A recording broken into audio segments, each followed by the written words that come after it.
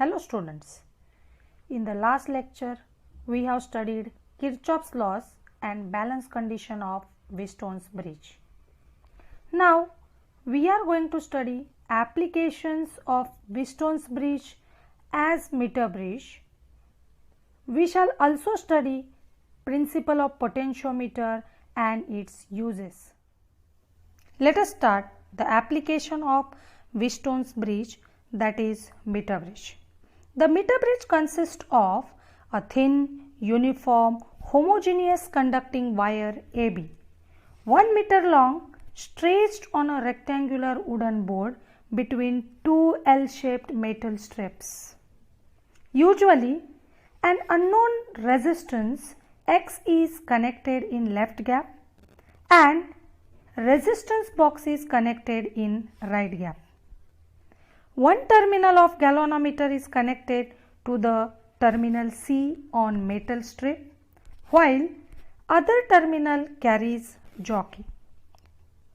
A cell of EMF E along with key and rheostat are connected between points A and B. Now, a suitable resistance R is selected from resistance box. By touching the jockey at various points of wire AB and balanced point D is obtained, for which galvanometer shows null or zero deflection.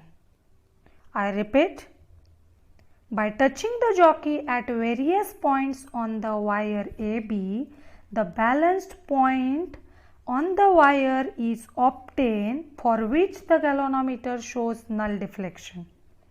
By using Wheatstone's condition, we may write X upon R is equal to RAD upon RDB.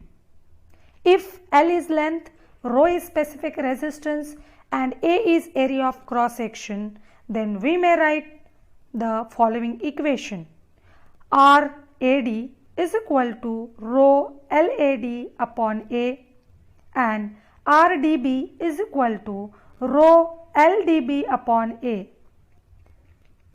Therefore, X upon R is equal to rho LAD upon A upon rho LDB upon A. If LAD is equal to LX and LDB is equal to LR, we may get X upon R is equal to LX upon LR. Therefore, X is equal to R into LX upon LR. So, knowing the values of R, LX and LR, the value of unknown resistance can be determined. Now, we can start the next article, that is to determine the resistance of galvanometer by using meter bridge. In this diagram, the galvanometer whose resistance is to be obtained is connected in one gap and a resistance box is connected in right gap. A cell of EMF E, key and rheostat are connected in series across wire AC. Now, let us start with the working. A suitable resistance is taken in the resistance box and the current I is sent round the circuit. Without touching the jockey at any point of the wire AC, note the deflection in the galvanometer. A rheostat is adjusted to get a suitable deflection, for example 10 divisions or 15 divisions or 20 divisions in the galvanometer. By touching the jockey to different points of the wire AC, find the point of contact D, for which the galvanometer shows the same deflection as before. That is, point B and point D are equipotential. In this method, null point is not obtained. This method is an equal deflection method. Let LG be the length segment of the wire opposite to the galvanometer and LR be the length segment opposite to the resistance box. By using Wheatstone's balancing condition, we may write the equation G upon R is equal to RAD upon RDC. Therefore, G upon R is equal to LG upon LR. That is, G upon R is equal to LG upon 100 minus LG. Therefore, G is equal to R inside the bracket LG upon 100 minus LG bracket closed. Using this formula, the unknown resistance of galvanometer can be calculated. Well, now we will study post office box. Post office box is a practical form of Wheatstone's bridge as shown in figure. It consists of three arms P, Q and R. The resistances in these three arms are adjustable. The two ratio arms P and Q contains resistances 10 ohm, 100 ohm and 1000 ohm each. The third arm R contains resistances from 1 ohm to 5000 ohm. The unknown resistance X forms the fourth resistance. There are two tap keys K1 and K2. Now, the resistances in the arms P and Q are fixed to desired ratio. The resistance in the arm R is adjusted so that the galvanometer shows no deflection. By using balance condition, the unknown resistance X is equal to RQ upon P, where P and Q are fixed resistances in the ratio arms and R is an adjustable known resistance. If L is the length of the wire and R is its radius, then the specific resistance of the material of the wire is given by rho is equal to X pi R square upon L. Now, we are going to analyze potentiometer. So, what is potentiometer? Potentiometer is one such a device which does not draw any current from the circuit. It acts as an ideal voltmeter. It is used for accurate measurement of potential difference. Now, let us start the principle of potentiometer. It consists of a long wire AB of length L and resistance R having uniform cross-sectional area A. A cell of EMF E having internal resistance R is connected across AB. When we pass the current I through the wire, current through wire AB, that is I is equal to E upon capital R plus small r. Potential difference across AB, that is VAB is equal to IR. Substituting the value of I in above equation, we may write potential difference across AB is equal to ER upon inside the bracket capital R plus small r bracket close. Therefore, the potential difference per unit length of the wire is potential difference across AB upon capital L is equal to ER upon L inside the bracket capital R plus small r. As long as E remains constant, VAB upon L will remain constant. VAB upon L is known as potential gradient and is denoted by letter K. So, potential gradient can be defined as potential difference per unit length of the wire.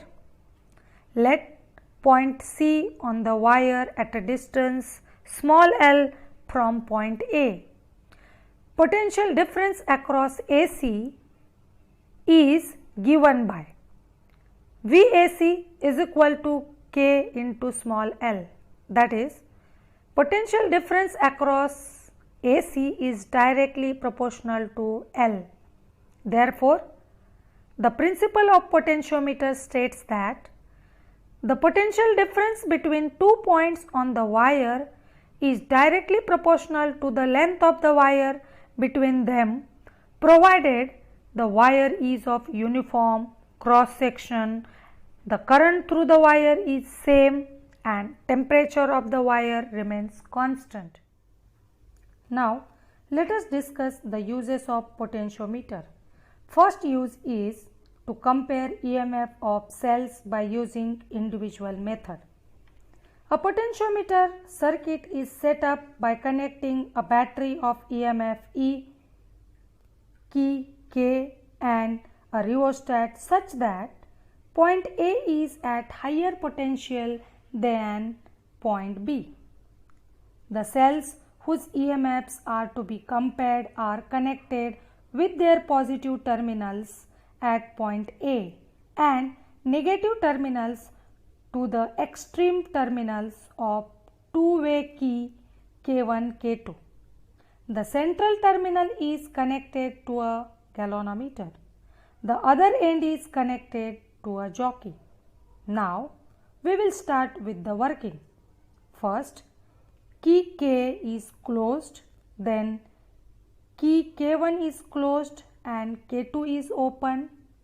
Therefore, cell E1 is in circuit. The null point is obtained by touching the jockey at various points on the potentiometer wire AB. Therefore, L1 corresponds to EMF E1. Therefore, E1 is equal to K into L1, equation 1, where K is potential gradient. Now, K2 is closed, K1 is open. Now, cell of EMF E2 comes in the circuit. Again, null point is obtained. Let L2 be length between null point and point A. Therefore, E2 is equal to K into L2, equation 2.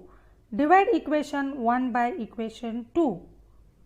We may write E1 upon E2 is equal to K L1 upon K L2.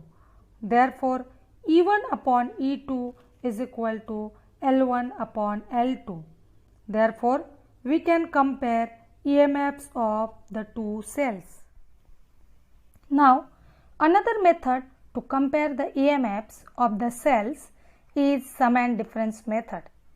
When positive terminal of first cell is connected to negative terminal of second cell, then effective EMF is E1 plus E2. This method is called sum method as shown in figure 9.8a. When two cells are connected so that their negative terminals or positive terminals are connected together, then effective EMF of combination of two cells is E1 minus E2. This method is called difference method as shown in figure 9.8b. Now, we will see the working. When key K1 and K3 are closed, the cell E1 and E2 are in sum mode. The null point is obtained using jockey. Let L1 be the length of the wire between null point and point A, which corresponds EMF E1 plus E2. Therefore, E1 plus E2 is equal to K into L1, where K is potential gradient. Now, key K2 and K4 are closed and key K1 and K3 are open. In this case, cells are in difference mode. Again, null point is obtained. Let L2 be length of the wire between null point and point A, which corresponds to E1 minus E2. Therefore, E1 minus E2 is equal to K into L2, equation 2. Dividing equation 1 by equation 2, we may write E1 plus E2 upon E1 minus E2 is equal to K L1 upon K L2, which is equal to L1 upon L2. By taking componendo and dividendo, we get E1 upon E2 is equal to L1 plus L2 upon L1 minus L2. So, we can measure EMFs of the cells by using sum and difference method.